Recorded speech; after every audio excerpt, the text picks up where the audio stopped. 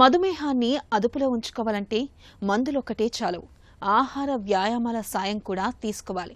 అయితే వీటికి ప్రోబయోటిక్స్ని కూడా జత చేసుకోమని చెబుతున్నారు డాక్టర్లు.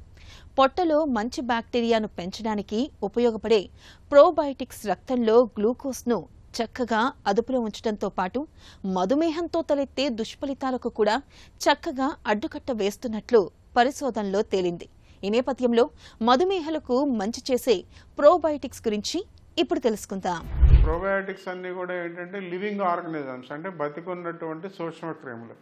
అయితే మన శరీరంలో మన మైక్రోబయామ్, అంటే నోటి నుంచి మలద్వారం వరకు ఉన్న ఈ 2 కిలోల మైక్రోబయామ్లో ఈ సూక్ష్మక్రిముల్లో మంచి సూక్ష్మక్రిముల్ని పెంపొందింపజేయడానికి అవసరమైన ప్రోబయోటిక్స్ని ఎక్కువగా తయారు చేయడానికి మనం వాడేటువంటి ఆహార పదార్థాలు చాలా ఉన్నాయి. వీటిని ప్రీబయోటిక్స్ అంటాం. వెల్లుల్లిలో ఇనులిన్ అనే పదార్థం ఎక్కువగా ఉంటుంది.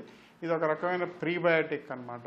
దీన్ని వాడినట్లయితే మన శరీరంలో ప్రోబయోటిక్ సూక్ష్మక్రిములు, మంచి సూక్ష్మక్రిములు పెంపొందింపబడతాయి. ప్రీబయోటిక్స్ వెల్లుల్లి, ఫ్రక్టో ఆలిగోసాకరైడ్స్ అని, గ్యాలక్టో ఆలిగోసాకరైడ్స్ అని, సలాడ్లని రకరకాలుగా తింటున్నారు కదా, అవి కాకుండా రకరకాల కూరగాయలు, ఇవన్నీ కాకుండా పచ్చి అరటిపళ్ళు, మరి కంద, తర్వాత యారో రూటు, చిలకడ దుంప, కర్రపెండలం, టాపియోకా.